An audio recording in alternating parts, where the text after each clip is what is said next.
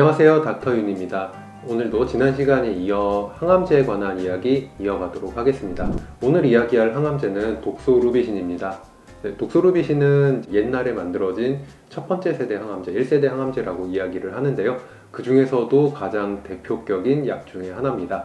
독소루비신은 만들어진 지도 오래됐고 부작용이 어마어마해서 수많은 환자분들이 고통스러워함에도 불구하고 아직까지 굉장히 많이 쓰이고 있는 약 중에 하나인데요.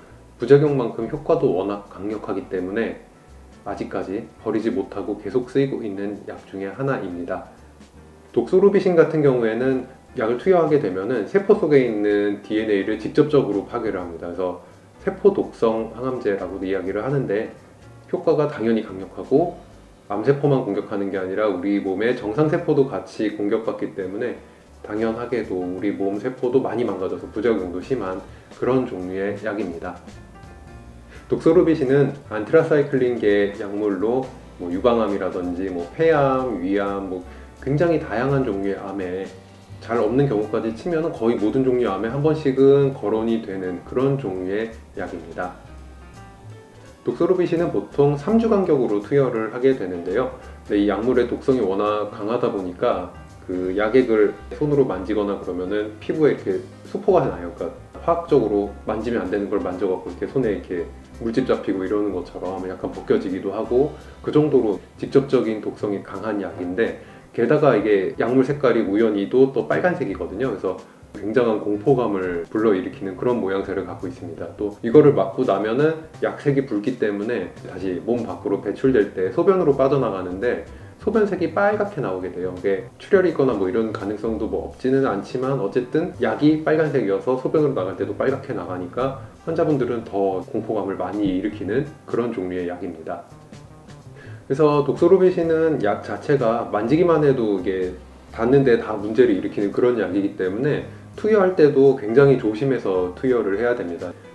정맥을 통해서 바늘 넣잖아요. 그걸 따라서 이제 약이 쭉 들어가게 되는데 그 중에서 독소루비신 같은 경우에는 만약에 여기 꽂혀 있는 데나 아니면 그 주변이 살짝 터졌어요. 그러면 다른 약 같은 경우에는 약이 들어가면서 이게 혈관 따라서 이렇게 지나가고 터진 부분에는 약이 살짝 보였다가 다시 혈액 빠져나가는 쪽으로 압력이 있으니까 쭉쭉쭉 빠져나가서 큰 문제를 안 일으키는데 얘는 닿는 데마다 문제를 일으키기 때문에 주사를 잘 꽂아놓고 혈관이 터지지 않아야 돼요. 터져 있으면은 그 사이사이로 독소루비신이 들어가면서 안에서 수포를 내고 염증을 내고 문제를 많이 일으켜요. 그래서 굉장한 통증을 가져올 때도 있고 정상적으로 혈관 따라가면은 다행히도 피에 섞여서 약이 들어가니까 일종의 희석되는 그런 역할도 있고 그 다음에 외부의 다른 물질과 닿지 않았기 때문에 독성을 직접적으로 이렇게 바로 손상시키는 독성이 나타나진 않거든요. 그래서 그런 방식으로 몸에 혈관을 통해서만 넣어줘야 되지 다른 방식으로 이렇게 접촉하면 안 되는 그런 약이어서 생기는 부작용이 많아요. 그래서 이거 맞고 계시는 동안에는 다른 주사 맞으실 때랑 달리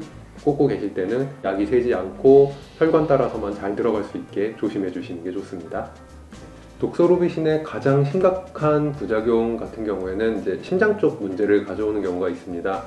닿기만 해도 문제가 생기는 약을 혈관 따라서 피를 통해서 이게 바로 보내게 되는데 대부분 정맥 주사는 놓게 되면은 그 주사액이 일단 혈관 따라서 심장으로 먼저 가요. 거기에서 심장 박동에 따라서 온몸으로 쫙 퍼져서 가게 되는데 그렇기 때문인지 다른 기전도 영향을 물론 주긴 하지만 심장 쪽으로 무리를 주는 경우가 많아요.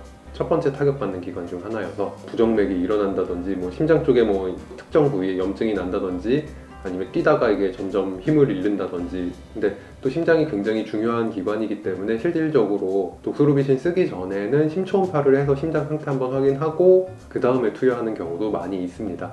만약에 심장 쪽에 좀 부담이 될 것 같다 아니면 그런 증상이 있었다거나 아니면 암이 아닌 다른 병으로 인해서 심장 쪽이 좋지 않으신 분들은 이 독소루비신 부작용을 줄여줄 수 있는 다른 약을 미리 투여하고 그 다음에 맞는 경우도 많이 있습니다. 이러한 심장 부작용 같은 경우에는 문제가 되는 게 항암 부작용은 맞는 동안에 영향을 미치고 맞고 나서 한 2주, 3주 이렇게 지나면은 점점 회복해서 후유증을 남기지 않고 없어지는 부작용이 대부분인데요. 심장 부작용 같은 경우에는 맞을 땐 괜찮았다가 시간이 한참 지나고 나서 이렇게 문제를 일으키는 경우도 있고 한번 시작되면은 굉장히 길게 끄는 경우도 있어서 항상 주의 깊게 보면서 치료를 받으셔야 됩니다. 심장 부작용 외에 다른 부작용으로는 당장 맞을 때 힘든 거는 그 울렁울렁거리는 오심, 토하고 이런 것들이 힘들다고 많이 하세요. 특히 이게 정맥으로 맞는 주사들 중에 주사를 딱 꽂고 맞다 보면 좀 있으면 약 냄새가 코에서 확 느껴지는 그런 약들이 있거든요. 독소로비신도 그런 약 중에 하나인데 굉장히 역한 종류의 냄새가 내 몸 안에서 계속 내 코를 통해 풍기면서 메스껍고 이런 현상이 많이 일어납니다. 그리고 세포독성 항암제들처럼 얘도 맞고 나서 그 뒤에 나타나는 오심이나 이런 것들도 제법 있는 편이고요. 그래서 늘 말씀드린 대로 이런 부작용 증상이 나타나면 그냥 참는 것보다는 병원에서 치료를 받으시면서 관리해 나가시는 게 길게 봐서는 훨씬 더 좋습니다. 그리고 이 약도 구내염을 유발하는 그런 종류의 약 중에 하나입니다. 그래서 입안에 염증을 일으키지 않게 칫솔질을 부드러움으로 한다거나 아니면은 가글 같은 거 너무 독하지 않은 걸로 해주시면 좀 도움이 되고요. 독소로비신 맞을 때 코와 입에서 느껴지는 화학약품 냄새를 줄이고자, 그리고 구내염을 예방하고자 좀 도움이 되는 게 지난번에도 말씀드렸던 입에 찬물이나 얼음 같은 거 좀 물고 있으면 좀 덜해진다고 하니까, 근데 아직 확실한 그거까지는 아니지만 그래도 환자분들 사이에서는 많이 유행하는 그런 방법입니다. 그런 방법을 써보시는 것도 괜찮을 것 같습니다.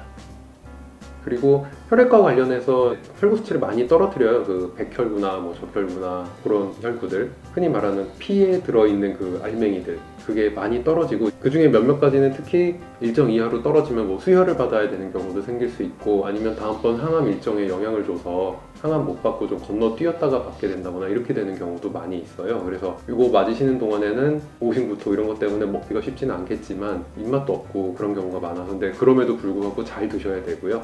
면역력을 찾아가게끔 해주셔야 되고, 감염 우려가 있는 행위는 당연히 피해 주시는 게 좋고요. 면역력 자체가 많이 떨어졌다는 걸 의미하거든요. 혈구가 떨어졌다는 건. 그래서 그런 부분에서도 좀 주의를 해주시는 게 좋습니다. 그리고 다른 세포독성 항암제처럼 얘도 머리카락이 많이 빠져요. 그래서 미리미리 맞기 전에 가발이나 모자 같은 거 잘 준비해 두시면 좀 당황하지 않고 필요할 때 바로 사용하실 수 있습니다. 그러면 다음 시간에는 이제 유방암이나 위암 이런 데 많이 쓰이는 도세탁셀에 대한 이야기를 또 나눠보도록 하겠습니다.